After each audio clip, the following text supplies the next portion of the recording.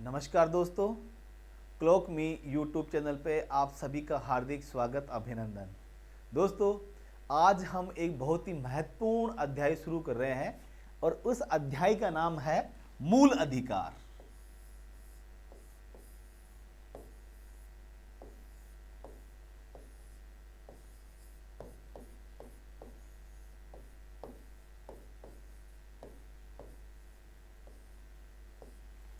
मूल अधिकार। अब दोस्तों, जब हम इस टॉपिक की बात करते हैं तो आपको पता है कि ये भाग कौन सा है। भाई, हमारा जो संविधान का भाग है ये भाग 3 में है। भाग 3 में दे रखे आपके मूल अधिकार। ठीक है दोस्तों, भाग 3 में है और ये कहां से कहां तक है। ये है आपके अनुच्छेद 12 से लेके 35 तक है। अनुच्छेद 12 से लेके 35 तक आपके यहां पर मूल अधिकार दे रखे हैं। इसके बाद में दोस्तों, अगर हम बात करें कि ये जो मूल अधिकार है, ये मूल अधिकार भारत में कहां से लिए है, ये लिए आपके संयुक्त राज्य अमेरिका से।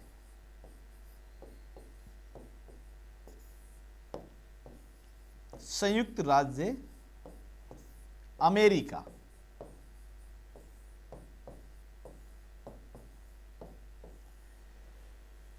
दोस्तों, ये तो मैंने फैक्ट लिखे हैं, सारे के सारे आपके लिए इंपॉर्टेंट है। आपके एग्जाम में बहुत बार डायरेक्ट फैक्ट पूछे जाते हैं, तो एक बार फिर से हम इनको देख लेते हैं।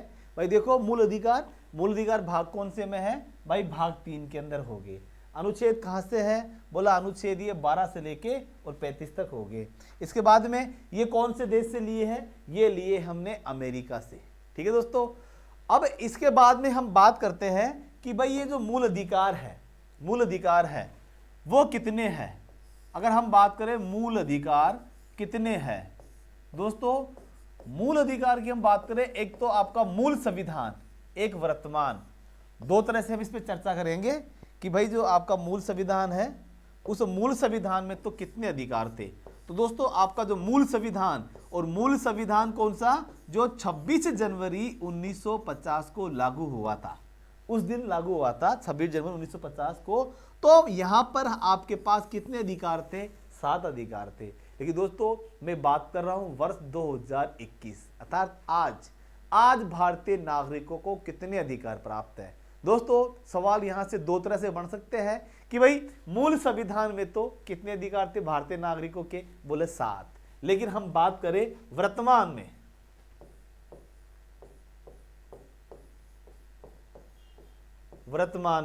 वर्तमान में है ये 6।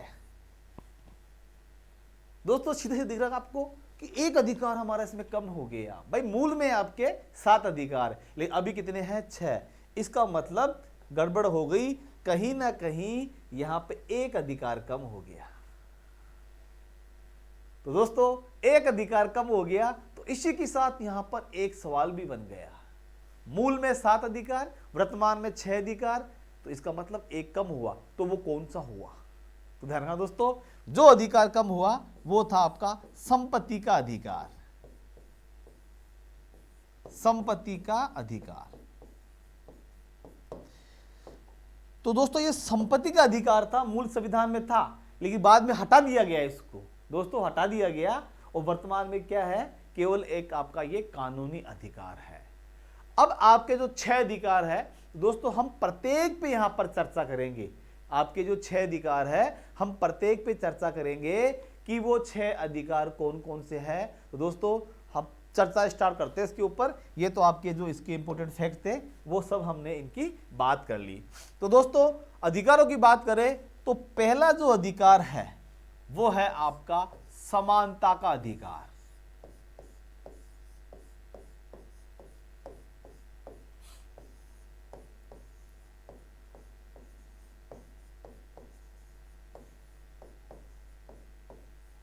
पहला हो गया आपका समानता का अधिकार।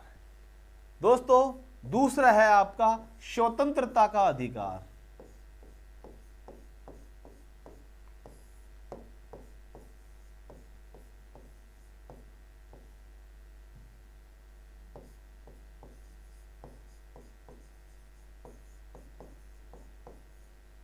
स्वतंत्रता का अधिकार। और तीसरा है आपका याद आ रहा होगा, शोषण के विरुद्ध अधिकार। ये हो गया दोस्तों आपका शोषण के विरुद्ध अधिकार। और इसके बाद में चौथा है आपका धार्मिक स्वतंत्रता का।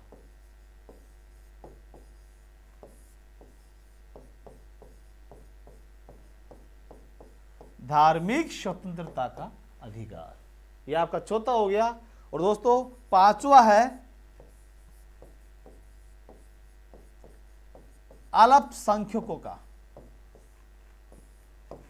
शिक्षा और संस्कृति का अधिकार।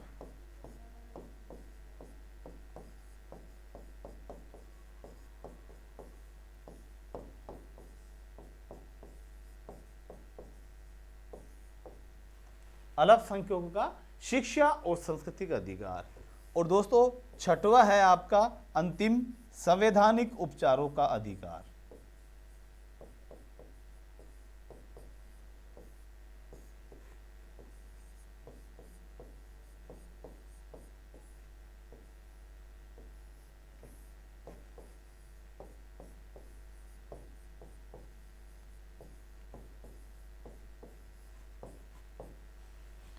तो दोस्तों मोटे मोटे तौर पर हमने यहां पर देख लिया आपके 6 अधिकार जो वर्तमान में आपको प्राप्त है भारत के नागरिकों को। तो हमारा पहला अधिकार कौन सा है? पहला है हमारा समानता का अधिकार, दूसरा है स्वतंत्रता का अधिकार, तीसरा है शोषण के विरुद्ध अधिकार, फिर है चौथा धार्मिक स्वतंत्रता का अधिकार, पांचवा जो है आपका वो है अल्पसंख्यकों का शिक्षा व संस्कृति का अधिकार, और छठवा और जो अंतिम है उसका नाम है संवैधानिक उपचारों का अधिकार। तो दोस्तों मूल रूप से ये जो 6 अधिकार है हमें इनका कम से कम नाम तो पता ही होना चाहिए। नाम दोस्तों बहुत जरूरी है।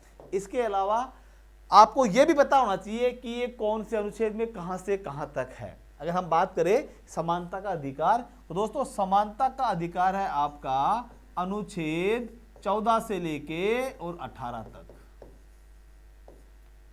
14 से लेके 18 तक। दूसरा आपका स्वतंत्रता का अधिकार, यह है आपका अनुच्छेद 19 से लेके और 22 तक। फिर आपका शोषण के विरुद्ध अधिकार, यह हो गया दोस्तों आपका 23 और 24 में। फिर है धार्मिक स्वतंत्रता का अधिकार, तो ये हो गया आपका 25 से लेके 28 तक। फिर है अल्पसंख्यकों का शिक्षा व संस्कृति का अधिकार, दोस्तों ये हो गया आपका अनुच्छेद 29 और 30 में है। अंतिम जो है आपका वो है संवैधानिक उपचारों का अधिकार, और ये है आपका अनुच्छेद 32 के अंदर।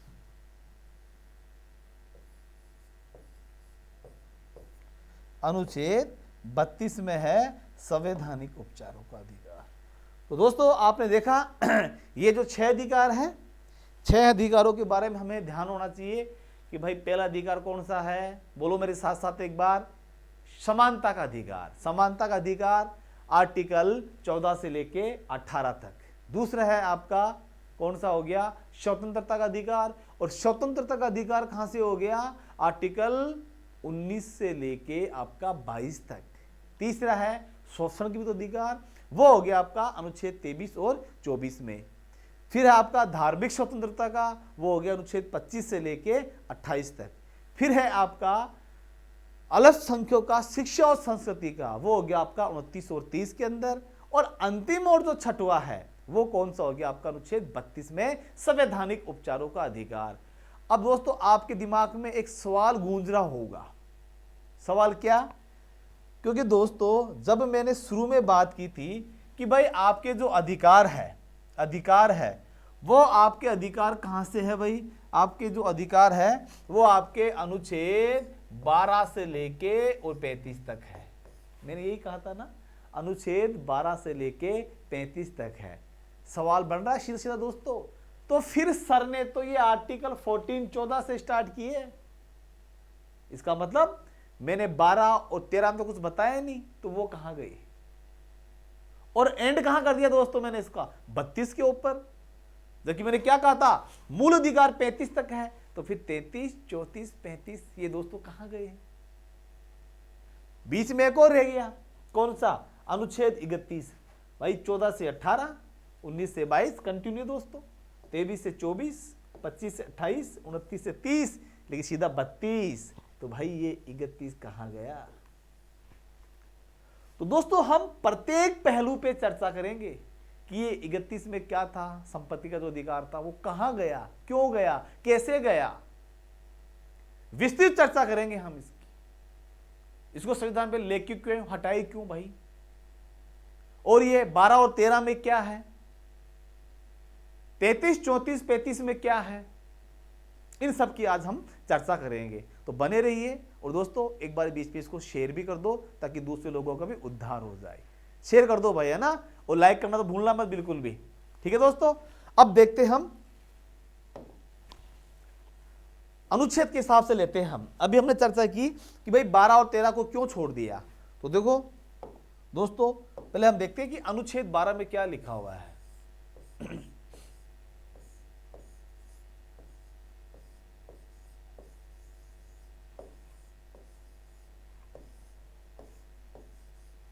अनुच्छेद 12।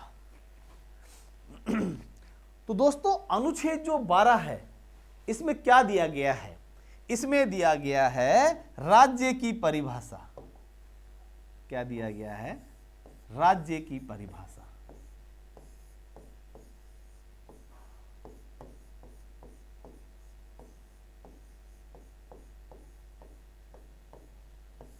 राज्य की परिभाषा, ये आपका अनुच्छेद 12 में आ गया। बोलो राज्य की परिभाषा, भाई क्या है इस परिभाषा के अंदर? तो दोस्तों इसमें क्या कहा बताऊं मैं आपको। देखो एक तो क्या है कि आपकी संसद द्वारा स्थापित संस्थाएं,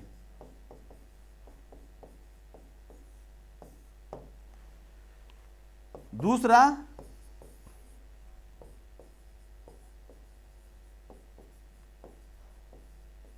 विधानमंडल द्वारा स्थापित संस्थाएं, तीसरा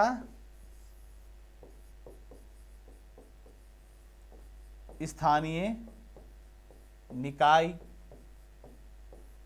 और चौथा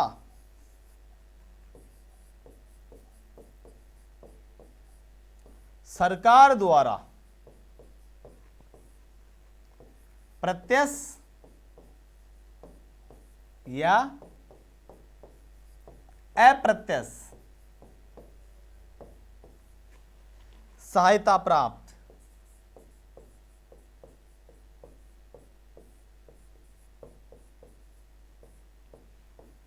संस्थाएं।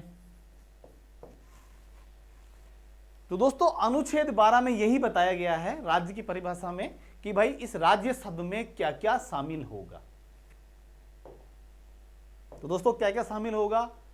भारत की संसद के द्वारा स्थापित संस्थाएं, दूसरा राज्य विधान मंडल द्वारा स्थापित संस्थाएं, तीसरा स्थानीय स्वशासन की जितनी भी अपनी संस्थाएं हैं वो हो गई, और ऐसी संस्थाएं जो सरकार द्वारा डायरेक्ट या इनडायरेक्ट सहायता प्राप्त है।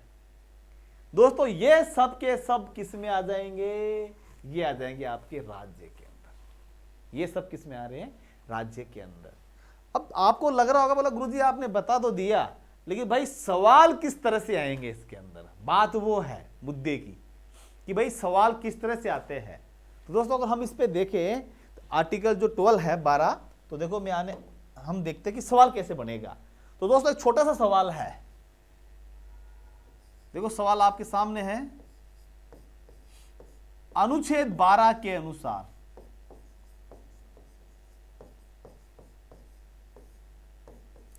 निम्न में से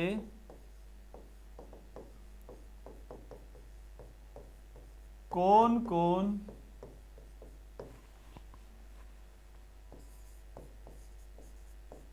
राज्य शब्द के अंतर्गत आते हैं। दोस्तों ये सिंपल सा क्वेश्चन हो गया, ठीक है। और इसके मैं ऑप्शन बना देता हूं आपको। पहला ऑप्शन है रिजर्व, रिजर्व है भाई, रिजर्व बैंक ऑफ इंडिया,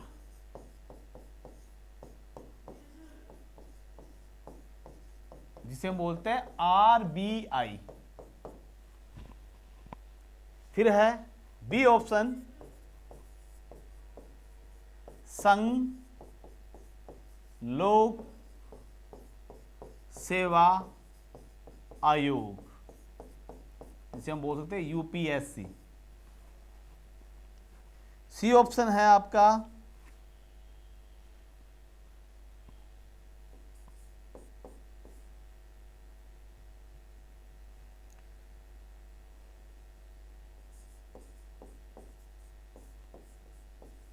ग्राम पंचायत, और डी ऑप्शन है आपका भारती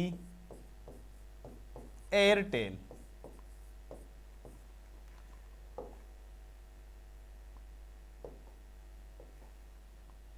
तो दोस्तों सवाल क्या है, अनुच्छेद 12 के अनुसार निम्न में से कौन कौन राज्य शब्द के अंतर्गत आते हैं।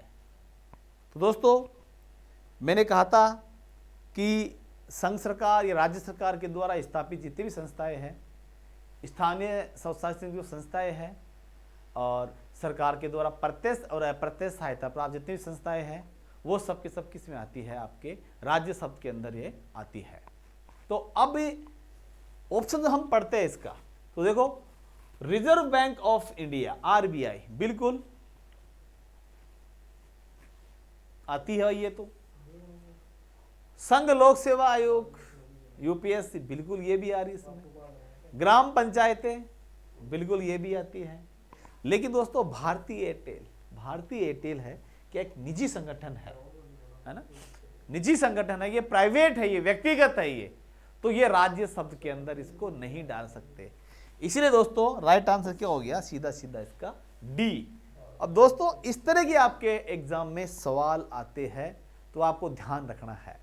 ये ना कि साहब आर्टिकल 12 कोई बस रट लिया कि साहब इसमें राज्य के वो क्या क्या इसमें शामिल है वो बताया गया, ऐसा कुछ ही नहीं है। आपको सवाल करना भी आना चाहिए। भाई इसमें सवाल कैसे बनेगा, मेन बात वो है कि इसमें सवाल कैसे बनेगा। ठीक है दोस्तों, तो सवाल इस तरह से बनते हैं, आपने एग्जाम्पल देख लिए। और भी अगर आपको उसके सवाल देखने हैं तो जल्दी ही मैं आपके लिए एक मैराथन क्लास लेके आ रहा हूँ, और बिल्कुल वो टॉपिक वाइज होगी। तो उसके दोस्तों मैं बहुत ढेर सारे आपके साथ क्वेश्चन बनाऊंगा, एक साथ 50-50, 100-100। आपको कोई पढ़ना ही नहीं है, बस उसी से उद्धार हो जाएगा। वीडियो देखो एक बार, और मेरे एक बार मैराथन देख लेना, आपको किसी बुक्स को भी हाथ लगाने की यहाँ जरूरत ही नहीं है। ठीक है दोस्तों, तो आगे बढ़े। अब दोस्तों एक चीज बताऊं आपको, भारतीय क्रिकेट कंट्रोल बोर्ड नाम सुना होगा।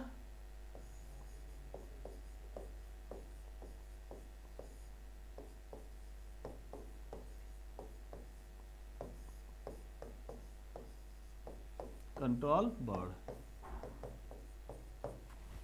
क्या बोलते हैं इसको, बीसीसीआई। तो दोस्तों अब बीसीसीआई अनुच्छेद 12 के अंतर्गत आती कि नहीं आती, ये राज्य शब्द में आती कि नहीं आती। हमें थोड़ा समसामयिक मामलों पर ध्यान रखना होगा दोस्तों। कैसे, मैं बताऊं आप लोगों को। एक बार गवर्नमेंट ने क्या किया, प्रयास किया कि भाई क्या किया, इसको राज्य के अंदर इसको लिया जाए। अभी तक तो क्या निजी संस्था है। तो सुप्रीम कोर्ट में याचिका गई, और सुप्रीम कोर्ट ने जब सुनवाई की तो बीसीसीआई से पूछा, भाई आप लोग अभी तक क्या हो, सरकार के नियंत्रण से बाहर हो, आप लोगों ने निजी संगठन बना रखा है। बोला जबकि इसको क्या होना चाहिए, इसको सरकारी संगठन होना चाहिए। तो बीसीसीआई ने जवाब दिया, भाई हम इसको सरकारी संगठन कैसे घोषित कर दे। तो सुप्रीम कोर्ट ने कहा, क्या आप सरकार के जो मैदान है, वो मैदान है, सरकारी मैदान है, उनको काम में नहीं लेते क्या। तो बीसीआई ने कहा कोई दिक्कत नहीं है, हम सरकारी मैदान काम में ले रहे हैं, तो एक काम करते हैं, हम इनका किराया देना शुरू कर देते हैं। फिर सुप्रीम कोर्ट ने कहा कोई बात नहीं, आप किराया दे रहे हो, लेकिन आप यहाँ पे सुरक्षा के नाम पे हमारी पुलिस और जो है संगठन अलग, उनकी तो हेल्प ले रहे हो, जो भी क्या है एक सरकारी संगठन ही है। तो बीसीआई ने फिर कहा कोई दिक्कत नहीं है, हम सुरक्षा के लिए जो आपका यहाँ पर ये जो इनकी हेल्प ले रहे हैं पुलिस वगैरह की, हम इनका भी क्या चार्ज देने के लिए तैयार है। फिर सुप्रीम कोर्ट ने कहा चलो कोई दिक्कत नहीं, लेकिन आप एक चीज बताओ, आप एक शब्द काम में लेते हो, वो शब्द आप लिखते हो भारतीय क्रिकेट टीम। क्या लिखते हो? भारतीय क्रिकेट टीम। तो भाई ये भारतीय क्या है, तुम इसको काम में ले रही हो ना, तो क्या हो गया, गड़बड़ है यहां पर तो, है ना। दूसरा, आप यहां पर क्या काम में ले रहे हो, राष्ट्रीय ध्वज काम में भी लेते हो आप लोग, लेते नहीं लेते आप तिरंगा। तो जब आप सरकार की, भारत की गवर्नमेंट की इतनी सारी चीज काम में ले रहे हो, तो बिल्कुल बोला आप आर्टिकल 12 के अंदर आ रहे हो। तो ये दोस्तों अभी तक ये मामला सुप्रीम कोर्ट में चल रहा है, इसका फाइनल जजमेंट नहीं आया है कि बीसीसीआई एक निजी संगठन है या फिर आपके अनुच्छेद 12 में शामिल है। तो दोस्तों हमें थोड़ा इन करंट की चीज़ों के ऊपर भी ध्यान रखना होगा, क्योंकि आजकल जो सवाल है इस तरह के बन के आ रहे हैं, इसे थोड़ा हमें अलग पढ़ना होगा, सफल होने के लिए थोड़ा अलग से पढ़ना होगा। और दोस्तों बिल्कुल हम अलग से ही पढ़ाएंगे आपको, क्योंकि आप जुड़ी हो क्लॉक मी यूट्यूब चैनल से। दोस्तों यहाँ पे हम आपको ऐसा पढ़ाएंगे कि नहीं तो आपको कोई बुक्स पढ़नी पड़ी, कुछ ना कुछ और पढ़ना पड़ेगा। बस वीडियो देखो, हमारे मैराथन देखो, आपका काम हो जाएगा। ठीक दोस्तों, आज के लिए इतना ही काफ़ी। फिर मिलते हैं नेक्स्ट क्लास में, नेक्स्ट इसकी आगे वाले पार्ट से हम स्टार्ट करेंगे। तब तक के लिए जय हिंद, जय भारत।